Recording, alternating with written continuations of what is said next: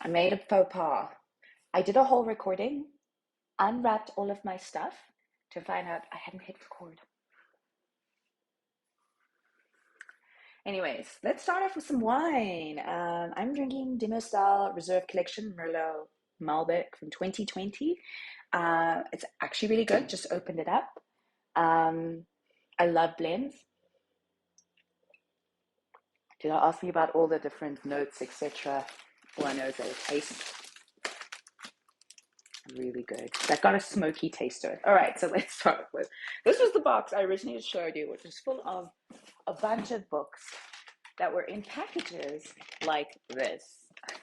I have a picture that I took um, earlier. And so what I'm going to do is I'll insert an image one of these sides of what the packages look like. And we're just going to go through the books again. And I can't show you my excitement. Like I was so excited because I didn't know what books I had. So before I get into that, let me just talk about what this video is about. All right, so I have a problem. I buy way too many books. As you can see, my bookshelf over there is already full. That bookshelf is also pretty full.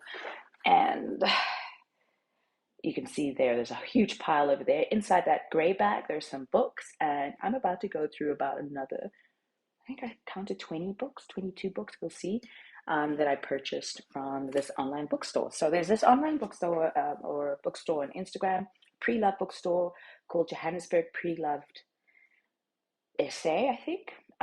It's owned by a lady called Zainab, and she tends to post whenever she has a collection of books, and she posts images, and whoever says, please can I have it first, basically she reserves it for you, and then once you paid for it, it becomes yours. If you don't end up paying for it, then it comes back onto the store. Uh, and why I have so many books is that I didn't buy all of them at one go. I've been buying books from her since I would say maybe November last year. I've been buying over the years, but this particular pile probably from like November or December last year. And so what she'll do, which I think is really lovely, is she'll keep a pile for you. And once it reaches, I guess, critical mass, whatever that is, or you say, hey, send it through to me, then she sends it through to you. And so the cool thing about that is you only have to pay delivery once versus if I bought like one book and paid for delivery, or bought two books and paid for delivery every time I bought a book. So I really like that about her. All right, so I'm not going to be able to show you all the excitement that I had before. I'm so irritated with myself because you'd have seen my shock and surprise at all these books because I genuinely couldn't remember all of these books. But let's go. These are not in the order of the piles that they were put in because they're all over the place. But I'm just going to go in from left to right. And here we go. So the first book is Amazon Unbound by Brad Stone. I have read a book by Brad Stone called Upstarts, which is where he goes into the germination of Uber and Airbnb up until that particular point of the book. I think it was up until 2015. They were successful companies in their own right, but obviously 2015 to 2022 is very different in terms of where they are now as organizations, but really great writing style that I really enjoyed, and how he breaks down not only the business aspects but the personal aspects of things. And so when I saw that he'd written this book about Amazon, which I assume this book is just about how Jeff Bezos started Amazon from an online bookstore to becoming this conglomerate of an online retailer and logistics company. So I'm really keen to read this at some point in time. Then the next book that I got is 7 Days in June by Tia Williams. I have been dying to read this book. It's been all over Bookstagram. People have been going on and on about it. Not really a romance reader, but I just am excited to read this. So I think I'm probably going to try and read this in June and see if I can read it in 7 days. That might be cool. And then I got this book, Sankofa by Chibundu Onuzo. Do not ask me what this book is about. I have no idea. I just like the name and the picture. And I think some people had reviewed it and said it was nice.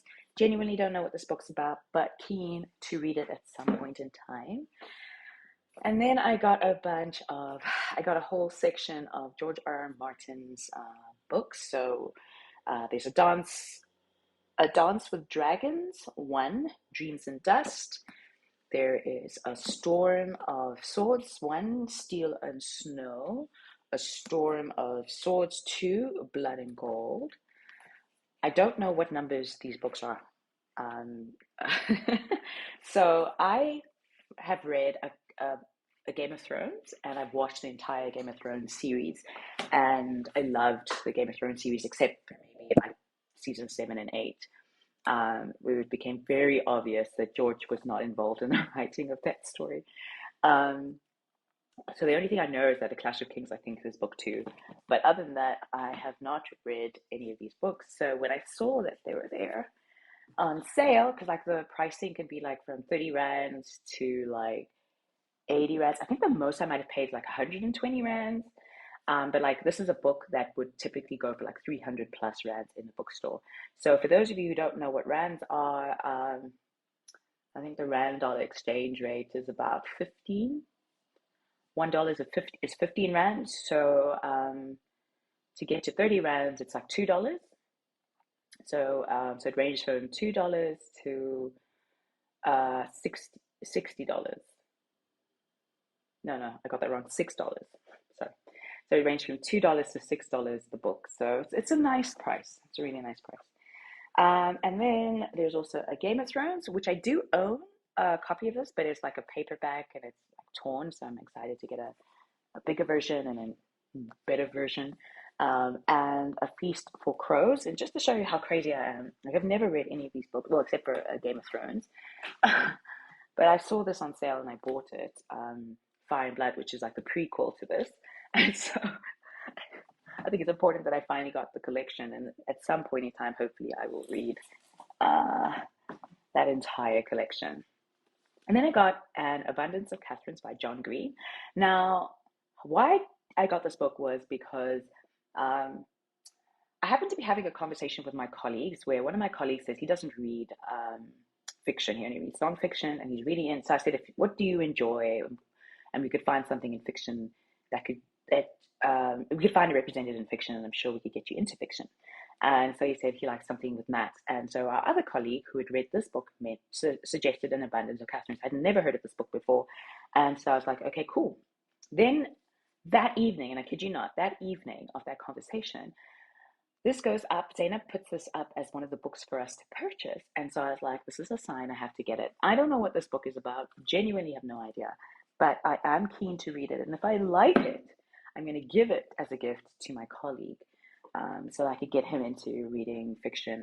One of my big goals in life is to get as many men as possible to read more fiction, because I don't think men read enough fiction. And then I got New Daughters of Africa by Margaret Busby. I've heard nothing but amazing things about this, so when I saw this was for sale, I had to get it. And then another book that I got was Anna Karenina by Leah Tolstoy. I actually own a copy of this on my Kindle, but I'm not sure what happened with its conversion into a Kindle book, because like the one I have, and I bought it from Amazon. I think like maybe I paid $2 for it or $1. It was quite cheap, but it's just like the formatting is off. Some of the letters are misspelled, and some of the letters are missing. It's a mess. But I also felt that maybe if I had a physical version, I'd be more motivated to finish it, because I could physically see, okay, I'm about halfway now. Okay, I'm about, etc. As I get through it. And the next book I got was Sea Prey by Khaled Hosseini. I don't know what this is about, but I see that it's a graphic novel. And so I'm probably going to read this one today. I own The Kite Runner, sorry, and A Thousand Splendid Suns, as well as the third book. I can't remember its name right now, but I haven't read that third book yet. So when I saw this, I was like, oh, I should add to my collection. And yeah, now that I have it, I'm like, oh, I really do want to read it and get to understand what it's about. Right, then I got The Toll by Neal Shusterman. I've heard nothing but amazing things about this series. So this is book 3 in I think it's called The Ark. The Ark of a Scythe or Scythe, I'm not sure how to pronounce that. And this is book 3. My big problem though is because this gets piled up and I forget that these are books that I purchased already. I bought this book at the bookstore at full price. And so now I own this book twice. I'm very irritated. But the upside is I now have a book that I can give away in a giveaway on Bookstagram, perhaps at my Bookstagram anniversary.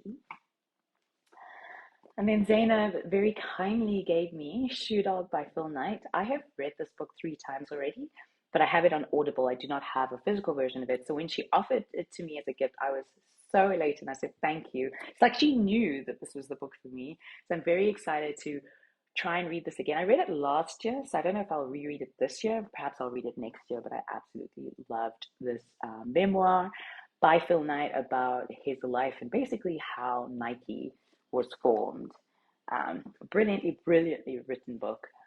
If you are into memoirs or into sports or even just into Nike, um, definitely a book to check out. And then I got A Man Called O by Frederick Backman. Now, I genuinely have no idea what this book is about, but on BookTube, a lot of people have read it and have said it's absolutely phenomenal. And so when I saw it was there on sale, I was like, well, take it or leave it, Charlie. And then I got The Sun is Also a Star by Nicola Yoon. This is a book that I already have owned and read, but I lent it to a friend and they have not given it back to me. And I just figured I'm never going to get it back because it's like been 2 years now. And I've seen that person several times in those 2 years. Several times in those 2 years. And we've talked about books and they've never brought it up. So I just figured it's theirs now. And so when I saw it on sale, I was like, yes, because I didn't want to pay full price for it again to buy it because as much as I loved this book, I don't think it was worth me buying it at full price. But when I saw it as a pre-owned price, I was like, I think I'll do it this time. So absolutely loved this book. Definitely preferred it to Everything, Everything. Even though I have Everything, Everything, and I did enjoy Everything, Everything. I preferred this one to it. I did not enjoy the movie adaptation though. And then Zainab very kindly gave me Hug in the Mug. The last time I purchased from her, she also gave me one, but I couldn't have it because I was on a diet. But it's like I got, as I mentioned to you, it's like we're in winter, it's getting cold here, so this is going to be very, very welcomed. I think I'll have this like on Monday if it's really cold, or when I'm reading. And then she also gave me a cute little text chocolate. It's just so cute. And then I got Clara and the Sun by Kazuo Ishiguro. This was like a huge book on Bookstagram last year, and I've been like, let me get this book, but I've never read anything by Kazuo. Okay, last year I read,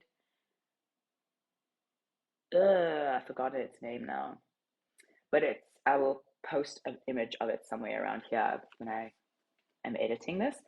But I really enjoyed it. It was like really offbeat and not what I was expecting at all because I had no idea what Kazuo is about. But I was like, I saw it on Scribd and I was like, let me read some stuff by this person before I get into this Clara and the Sun, which everyone goes on about. But I heard that this is phenomenal. So when I saw it on sale, I was like, get it, girl, get it. And then The Hidden Star by K. Silo Dacre. I hope I'm pronouncing his surname correctly. So he was an author from South Africa. Um, and I've heard nothing but amazing things about his writing.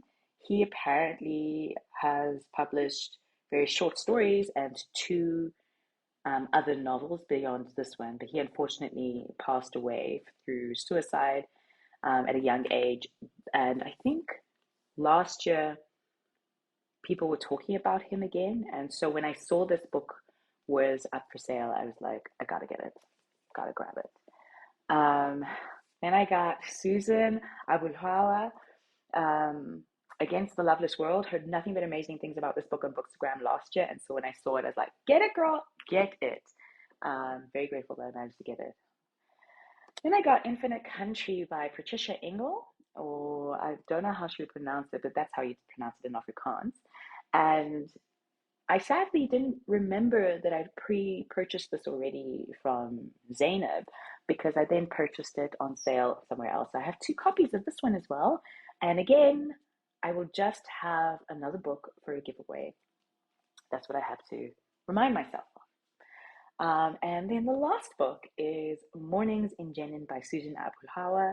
I also heard that this was a good book. I genuinely have read nothing by Susan, but when I saw these two were up for grabs, I was like, I have to get them. I actually almost bought this book 2 weekends ago, and I gratefully didn't, because I think I'd be kicking myself, because there I would have paid full price, um, compared to what I paid. So there we have it. I forgot to count, but I think I'm at 22 books that I got online. I definitely have a problem. I definitely have to get myself a new bookshelf. Thinking of getting one that goes from, sorry, I go, it goes from, there we go, from this side to, mm, mm, this is so messed up. There we go, to that side. It's such a mind warp, this like mirrored or this inverted view. But I definitely need a big shelf, and I think my biggest problem with my bookshelf is that it's got all those weird like shapes to it. It was a pretty bookshelf. It's really a pretty bookshelf. But at that stage, I had forgotten how much of a book um, buying problem I have. And yeah, so let me know if you have a book buying problem like me. Let me know where you tend to buy books, what your bookshelf looks like. How are you managing all of that? I'm moving to Uganda next year, so that's one of the things I have to figure out is how I'm going to move all my books across. I definitely want to buy a bunch of bookshelves here that I take with. I'm going to buy like a, not buy, but I'm going to like uh, get a container, a shipping container, to send like my books and my furniture to Uganda. I just hope it doesn't take too long. So I'll probably have to pack like maybe 100 books to take with me. Like, I know it sounds crazy, but I feel like I could probably take like 10 in my carry-on luggage and then buy an entire case for the rest, the other 90, and just pay extra for it or whatever I need, because I think I feel like it's more home for me in case like the shipping container takes too long to get there. But yeah, anyways, this is hopefully this one is recorded. So let me know if you have read any of these books, if you a book buying fetish like I do, and yeah, if you read any of these books and what you think about them. Bye.